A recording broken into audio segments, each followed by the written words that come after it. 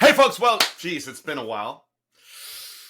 Hard to believe you can be disappointed when you've seen the same movie over and over and over again. But hey, things are still going on in Leafland, and like always, we are going to break it down for you right here on the OZone. You're in the offensive zone, your place for Leafs hockey.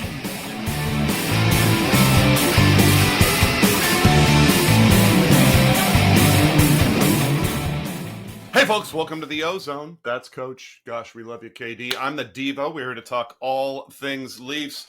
I'm coming to you from the HQ, Coach, here in Tirana. Where you are, it looks very spring-like there. It is. The clouds have lifted here in the international headquarters in London. Apparently, we've got a long 2 to 3 week summer forecast here, so I'm looking forward to it. Beautiful. I see the clubs behind you. Hopefully you get out for a round or two. Listen, folks, remember to hit subscribe, ring the bell. You won't miss any content. Like and share the video. You know the drill. Leave a comment. That's what matters more than anything else. We love hearing from you. Okay, Coach, we've taken some time off, licking some wounds a little bit. Let's go back a couple of weeks here. Take a look at that series with Boston. What went wrong?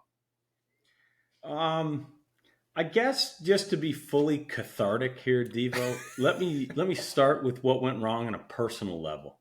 Okay. So I work for a Boston-based company, and I made a bet with a couple guys on that round one series. Loser had to wear the other team's jersey at a big meeting we had last week. So here it is. Here's a picture. At least they gave me a Bergeron to wear. But I'm here. Actually, this picture's with one of our subscribers from Germany, Mark Bakuniak. I took that thing off and I showered harder than Marcellus Wallace in Pulp Fiction after that scene with the Gimp. Believe me, it was itchy, and and no one was sorrier than me to see the Bruins lose last night. So now they're out playing golf. Pasternak can go join Nylander's foursome. But so what went wrong? I wish we had something that was a revelation here. I wish it was something that we couldn't have seen coming since the Montreal, the Columbus, the Boston, the Tampa, the Florida, like all these different series is second in the league in scoring during the year and worst. So actually, dead last. Of all 16 playoff teams in scoring. What was it, fifth or sixth or seventh or so in the league in power play for the year, even, with that swoon at the end after February. Power play was second worst. The Kings didn't score a power play goal. Leafs scored one. So, that's it over and over again. The playoffs it's difficult. You can't score. Your special teams have to click. And essentially that's it. There's lots of other reasons. I'll let you chime in here, but for all the hand-wringing we had about goaltending, about the defense, we got a bunch of 5'6" guys, but they're big. Can they defend enough? The Leafs were solid in goals against. They just couldn't score. Couldn't score. Yeah, it happened again. We said before the series started, Coach, it's going to come down to special teams and goaltending. We said that we thought the best goalie wasn't starting the series, and we hoped that goalie would make it in before it was too late. That actually started to come true. What happened was, and what maybe a lot of people missed, was that last 5 seconds of Game 6 when we're trying to hold on to that, shutout for Wall. He gets run. They score a goal and he gets run, and no one thought any. We were all celebrating. It's going to Game 7. We got the momentum, but we didn't realize he wasn't going to play. It didn't end up being the difference. Look, you lost a nail biter in overtime. I don't love the overtime goal for a lot of reasons. Maybe we'll get to it. Maybe we won't. Doesn't really matter at this point. But you certainly can't blame that loss on Samsonov. Well, and you can't So Matthews misses a couple games. Nylander misses 3 games. Yes, like they certainly didn't have very good luck with injuries. Mm-hmm. But you're right, Devo. They lose 2-1 in overtime. The goal in regulation was soft. But what you're saying is if Joe Wall was there, the Leafs would have won. So he would have had to be perfect. You're Mm-hmm. winning that game 1-0 is what you're saying. Yeah, That's a really tall task. 100%. Yeah, 100%. So, yeah, but I think you could probably say that the difference. I think we were still right. The difference was goaltending and special teams. Their So goaltender was unbelievable. Yes, I agree.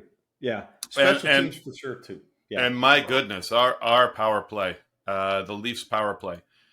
When you look around the league, there's one, maybe two teams where you can say you just look at the lineup and go, woof. You look at they're both in the West. You look at Colorado and you look at Edmonton and you go, of course these teams have great power plays. They're solid. But you look at the Leafs power play just on paper, and it doesn't seem like you need a genius of a coach to put this team in the top 5 of scoring. And you would think other teams would be scared to death about taking penalties in the postseason against this team. It was getting to the point where the Leafs almost should have declined penalties. They were so bad, just horrendous, and that really was the difference. And we had been saying we said it all season long. I thought the penalty kill was going to be a bigger problem than it ended up being in the postseason. But we said all season long that the special teams is not where it's got to be, and that really is a coaching thing, isn't it, Coach? it is. It is the inability to make adjustments is the thing. Yeah, in February, don't change a thing. They're running at 50%, and Yeah. it ran at less than 15 for the whole rest of the year and into the playoffs. It was 4.8% in the playoffs. So they got to be able to make adjustments. You can't tell me, okay, McDavid and Draisaitl, fantastic, right? Mm-hmm. Zach Hyman in front of the net. Also, he's got 9 goals this postseason. Mm-hmm. You can't tell me those 3 guys have more talent than the Leafs 3 guys, but they're all perimeter guys, right? Matthews, Nylander, absolute genius. Like they're great on each side. I'm not sure where Marner fits, but he's got all kinds of talent. It's Mm-hmm. not a gulf to where you should look at the Leafs and think any differently about the Yeah. talent they have in their power play versus them. Now, Bouchard's great at the point. We don't really have that trigger guy on the point, but still, it should be way better than it is. We should have seen this coming, Devo. Yep. Like they put Guy Boucher, who is a defensive coach. He trapped it up in Ottawa. That's how they got where they were. And Yep. make him in charge of the power play. We should have seen this coming. Yeah, for sure. Absolutely. Um, But it's I Keefe's guess downfall, right? it, It really I is. think 3 or 4 power play goals in this series, and they're on to go play Florida. Would they have beaten Florida? I don't know. Would have liked the chance, though. yeah. Well, look, if they had a power play that was clicking, they'd have a chance. They'd have a shot, right? Yeah. Okay. Coaching. We've been harping on this. You, sir, have been doing this for years now. But Keefe is out. Everyone knew it was happening. I guess we haven't been on here since he did his little shot on Lake Ontario. That was a classy thing. I don't wish anything. I think he's a good coach. I think he's going to find some success in the league. He's got a great winning percentage. Look, he's done a lot, but he underperformed when it mattered most. His teams underperformed when it mattered most, and he needs to find another gear as a coach and as a player manager. Maybe he finds a better situation somewhere else. Keefe out, Berube in officially. Coach, what are your thoughts on this? Yeah, like slowly. So I said he should have been fired at a minimum after that Montreal debacle, and then years go by, and slowly and surely, people start getting on that bandwagon to where it was too late. This year was too late, and unfortunately, the results were predictable. I loved the way he did his send off, first class. head held high. He will get another shot, and he'll be fine. But I take two issues with the way it was handled. Number one, thinking that because the Leafs have had better regular seasons really than they ever had, that he's a great regular season coach. Yes, he's got a great winning percentage. Never won the division.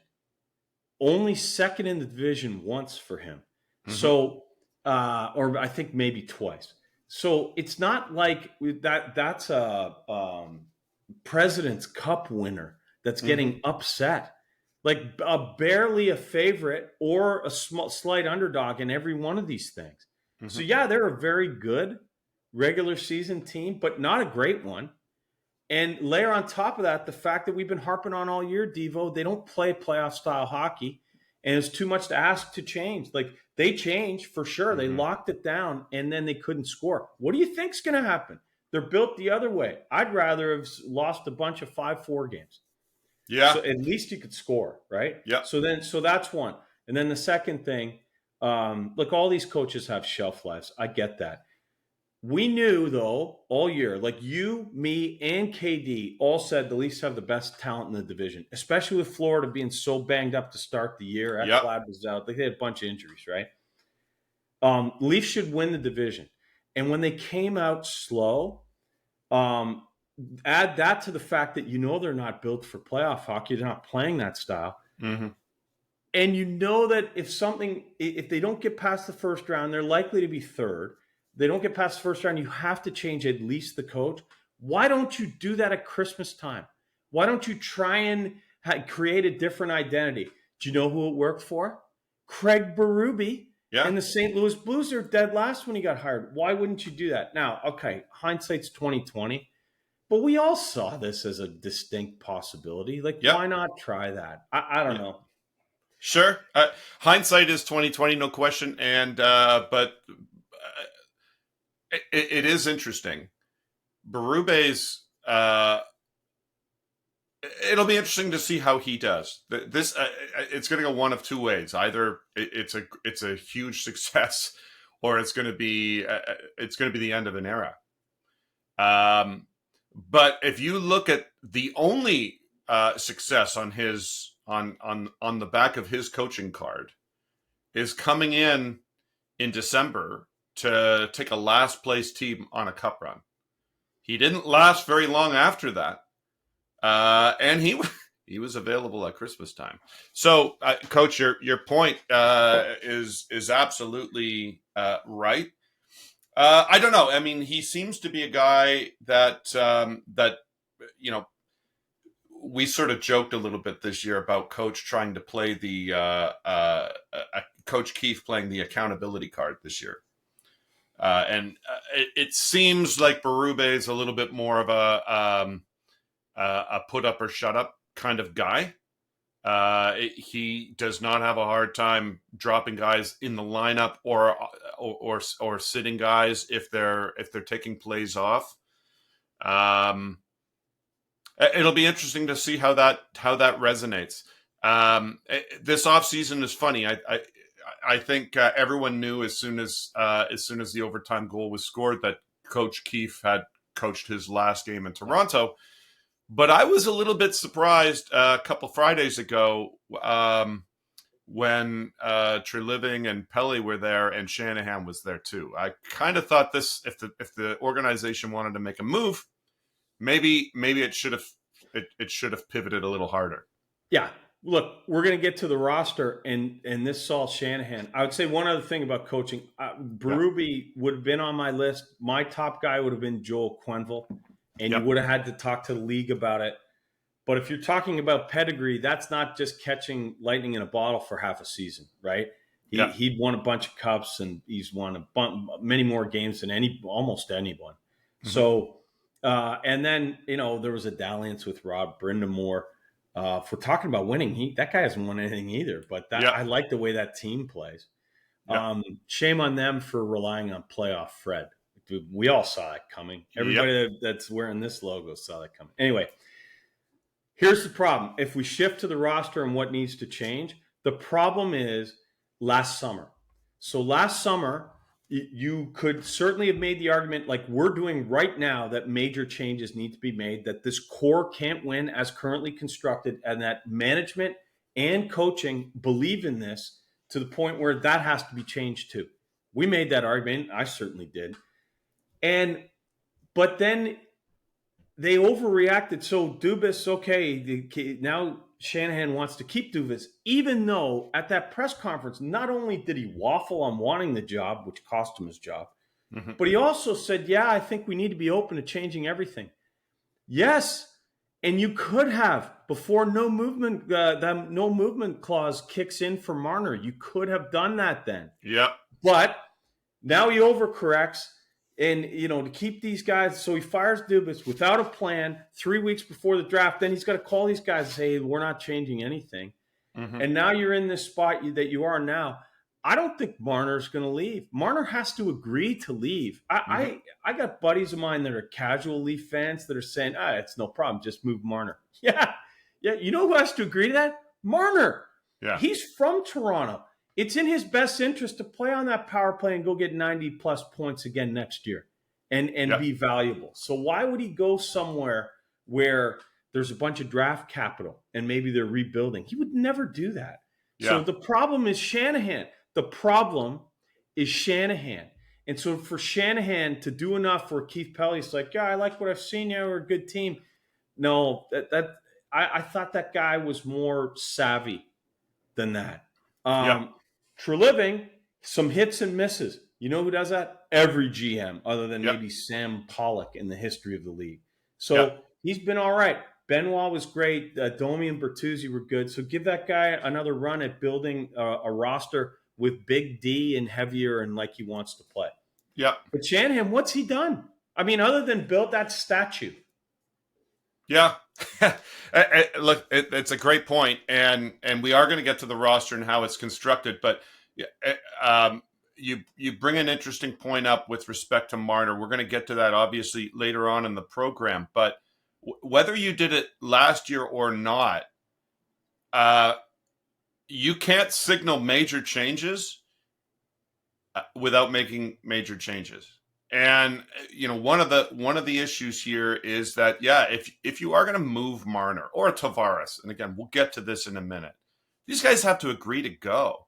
Tavares isn't going anywhere because he's not going to play hockey anymore if he's not in Toronto, and I would not be surprised if he's not telling. Well, I guess he's got to deal with his tax issues, but assuming that all works out, he's probably telling his agents, "Listen, I will go at a low ball number to finish my career out here." And I wouldn't be surprised if he does it this offseason to try to give the Leafs some cover. But with respect to Marner, he's got to agree to go. And why would he go somewhere?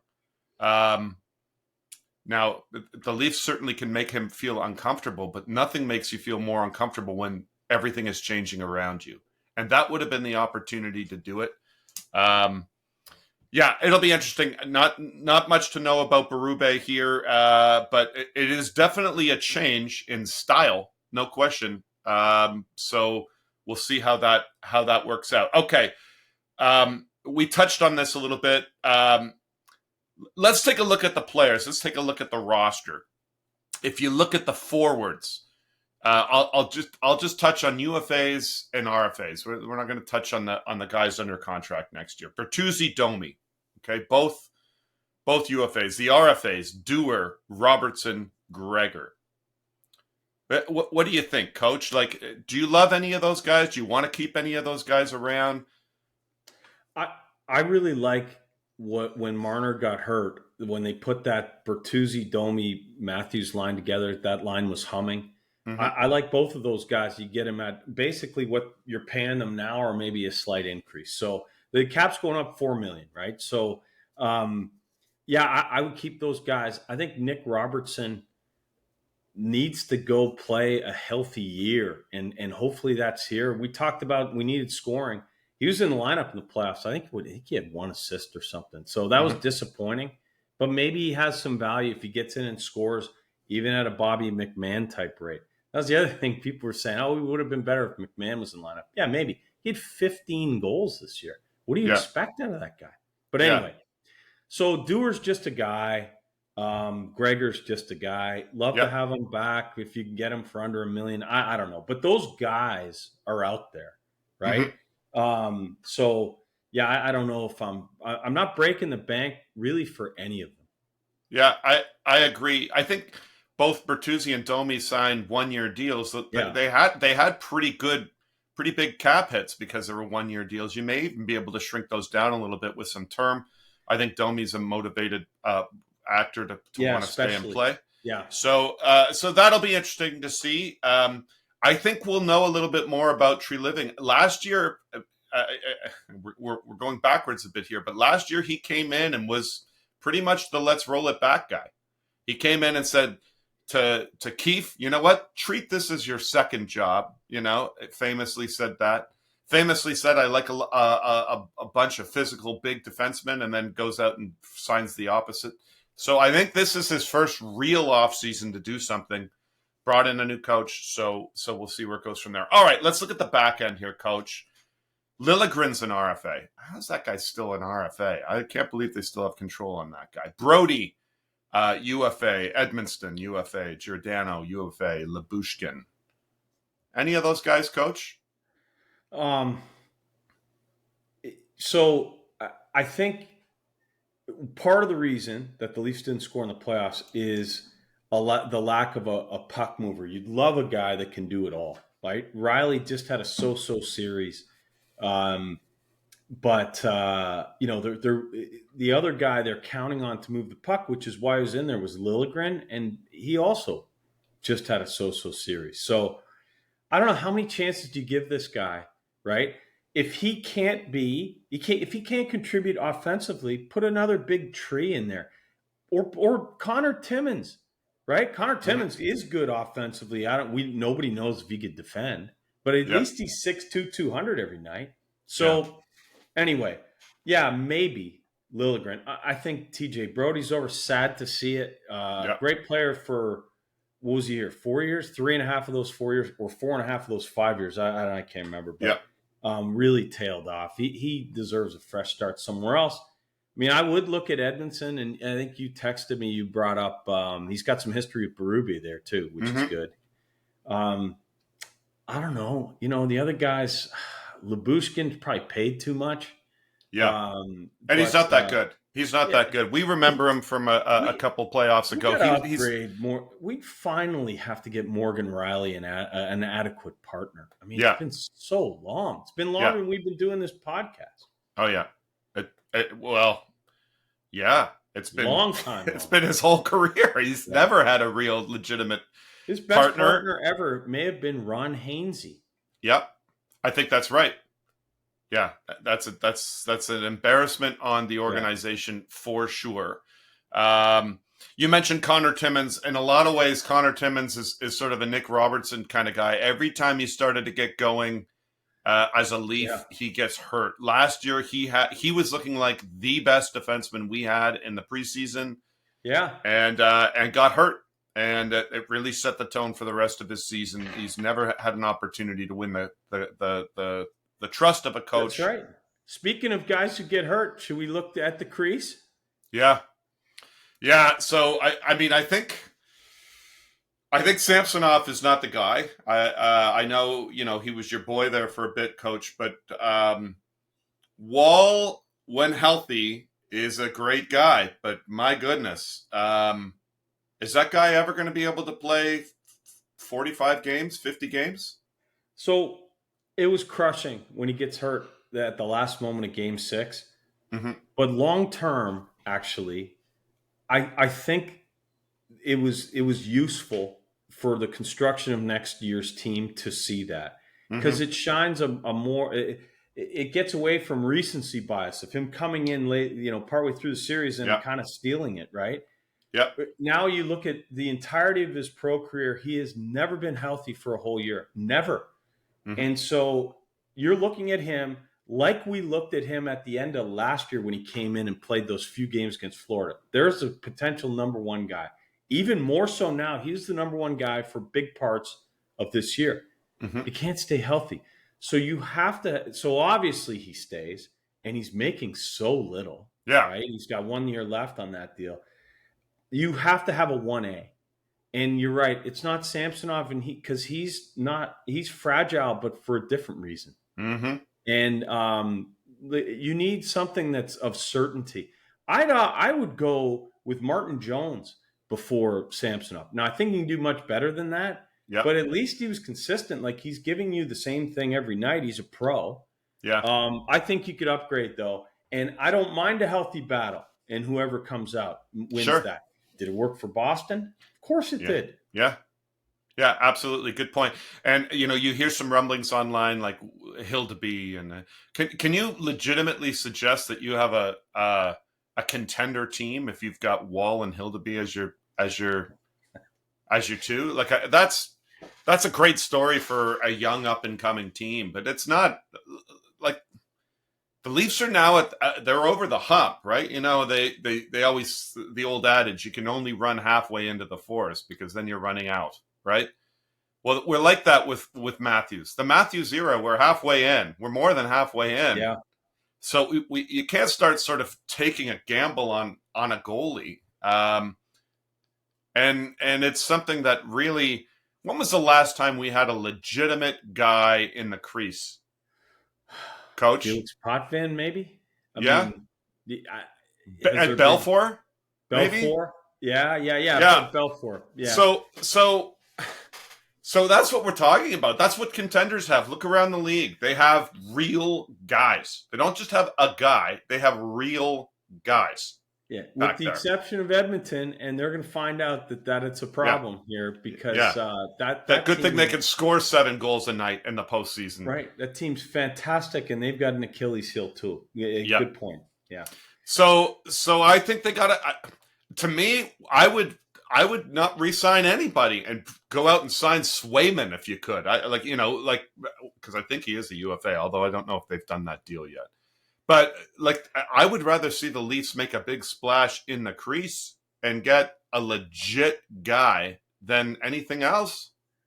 So to me, I see what you're saying. I think if anything, Allmark becomes available, which is also a tremendous upgrade here. Yes. But Samsonov starts that series, like we said, Devo, he's the 4th best goalie in the series. Yeah. So, but to me, I would prioritize a number 2 center. So Domi seems like he's a winger. Tavares isn't that guy anymore, and that's okay. He's got 1 more year on this deal. Then he's going to give us a sweetheart deal and go play 3rd line left wing and be still really good with the hands. That's fine, right? Yep. A legit 2 center, which I'm not a big Kyle Dubas fan. Everyone knows that. But he went and got Ryan O'Reilly, and that should have worked. Right. Yep. And it did work somewhat. But there's a guy that could play those defensive zone, the face-offs and all that stuff. So Matthews didn't have to. Tavares would have been slotted in nicely, and you can have David Kampf, and you're not thinking maybe he could be the 3rd line guy. Can't. So that's what I prioritize. But I hear you. Here's what I wouldn't. No more big depth guys on D. We've got tons of them. Like, if anything, it's got to be an all situations guy. Yeah, that's the problem when you got 3 guys earning $11 million or more. Like you're just signing guys to fill out spots. Yeah. Okay. Well, that brings us, I think, maybe nicely to the the big question. If you go on the socials, folks, and I don't recommend you do, but if you go on the socials, you are not going to find scroll past 3 or 4 tweets before you get to we should trade Marner to Moscow for a bag of pucks. What we talked about this already. A no movement clause. You've handicapped it pretty obviously, Coach. He's not going anywhere. If he were to go somewhere, if it were possible, explain for the folks what's the scenario by which you need to get this done. How does it work? How is Tree Living negotiating with Paul Marner and the team about convincing them to waive it? So it's an economic decision. Okay, he has to get moved and be under another team's control to be able to sign a max length deal with that team. So if nothing happens in a year's time, Leafs can sign him for 8 years. Any other team can only sign him for 7. So if he wants a max deal, which I think he will want, a max length deal, I don't think he's like Matthews. Matthews is betting on himself in shorter deals all the time, which is smart because every time his contract comes up, he's going to be the highest paid guy. And Marner's not that guy. So think about, 8 times 10 million, he's going to ask for 11 plus. 8 times 11 is 88. He'd need to get 88 over 7 years with anyone else if he stays. So that's the argument. Mitch, you're not in our long-term plans. Certainly not at 11. So if you think you can get 11 somewhere else, we'll move you to where you want to go. Okay, we'll allow you to negotiate with those teams. And if you can find something that's going to give you 11 times 8, we'll do that deal if we can get something decent back. Keep in mind, though, it's not going to be – Leafs don't win that trade under any circumstances, right? But, you've been advocating this for a long time, Devo. You get that $10.9 million back that you can go spend on other areas of the team, of the roster. They won't be as good, but they might be. They might be a better playoff team depending on how you fill those gaps. Yeah. But most times when this happens, it's with a team that's going to rebuild. And you would love draft capital back. Leafs are, you already said it here, the Leafs are in win now mode. They're in halfway or past halfway of the Matthews era. You have to get NHL players back or be able to go get NHL players in subsequent transactions, free agency or other trades and stuff, right? Yeah. So like the draft picks, the cupboard is bare for draft picks. Wouldn't mind getting some back. But I'd love to get a player or two of impact if you can ever do that. But that's the argument. Yep. No, and that's it. I think you laid it out appropriately for the fans. And I would suspect that conversation's happening sooner than later. That if you want to find a max deal somewhere, we're not paying you the same amount on a re-up here. We're not doing it. And we're not giving you term. So find that deal, and we'll give you the permission to go seek that deal from other teams, and we'll figure out if a trade makes sense for us. Now, I've heard people say, when you're dealing an asset of the caliber of Mitch Marner, you're not going to win the trade. I push back on this for one reason and one reason only, and this is going to resonate with the vitriol online a little bit. If you are of the mind that Mitch Marner as a player, forget just regular season Mitch, and think about Mitch Marner winning the cup, Mitch. If you feel that he does not bring you $10.9 million worth of value, then you actually can't lose the deal, assuming you're not bringing back a bad contract. So if you're trading for another team that wants to get rid of someone because they've overpaid them too, you're going to lose that deal every time because you're not going to get someone back as good as Mitch Marner. But if you were to trade him for draft picks in this scenario, and you could say, well, you're only getting draft picks, though, Devo. You're not winning now. Oh, no. You've got $10.9 million for which you can spend now, which puts you in a really good spot going into free agency. So it's another way to look at it. People think strictly about the skaters. They think about the trading cards, the hockey cards, like who's the bigger name. I think in the salary cap era, the worst thing you can do is trade a bad contract for a worse one. So I'd try to keep as almost, unless you find a player that really helps with the chemistry, then it doesn't matter. You can't lose the deal. You get the money back. And so then you could argue, all right, well, just keep them, right? We're in win now mode. Let them play the string out and let them walk. But the challenge there is and that would be great if you believed in the core and you believed in this team's ability to get over the hump. Then you'd risk it like they did with Zach Hyman, for example, right? Let him go to free agency. But they're already on record. Even Shanahan in that press conference is on record saying, I don't believe like I used to believe, or whatever he said. I don't know. I'm not quite sure what he said, but it took him 3 minutes to answer.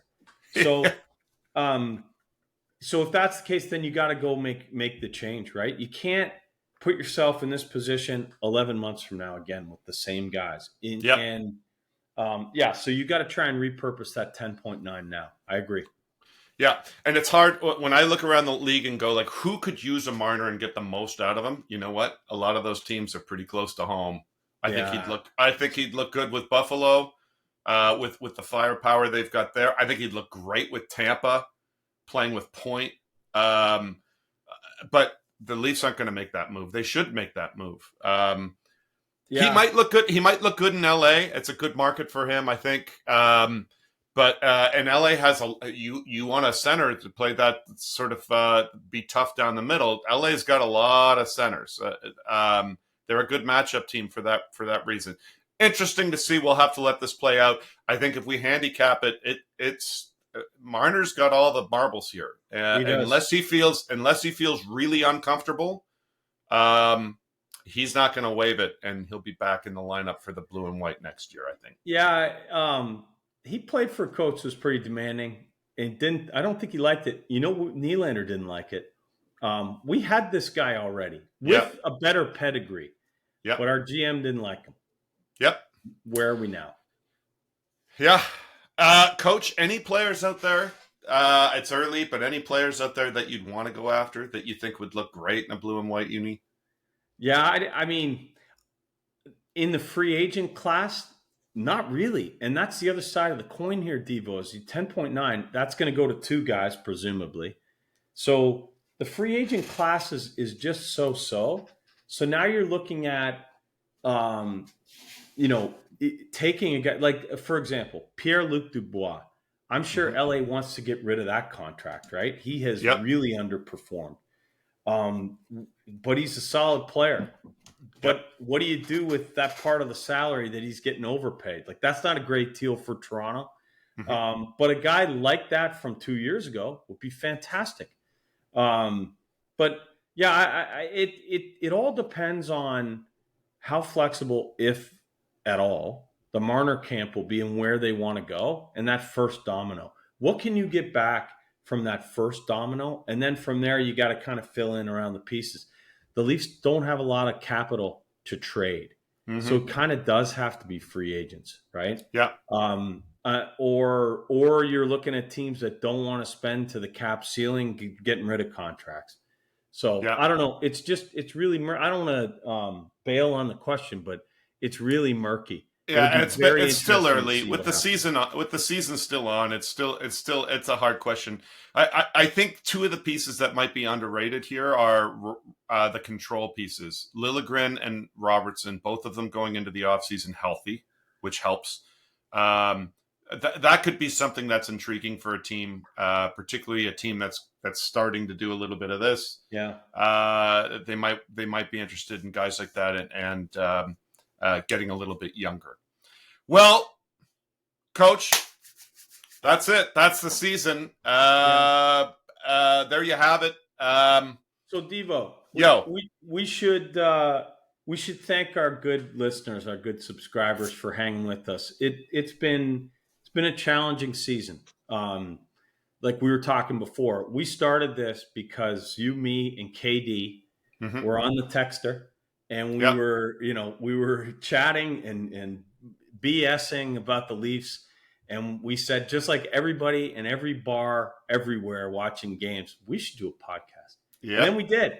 Yeah. But, with KD's health to start the year, it's been a real challenge, for us. And then I certainly compounded that by moving to England. But we care. We care about the Leafs. We care about the people that care about the Leafs that choose to spend their time coming and watching us as subscribers. So, an honest thank you for staying with us through this journey. It hasn't always been easy, but we're Leaf fans, right? It's never easy. It's never easy. That's exactly it. Yeah, we love you guys. We love all you subscribers, and we wish you all the best. Take it easy, and we're thinking of you this summer right here on the Ozone.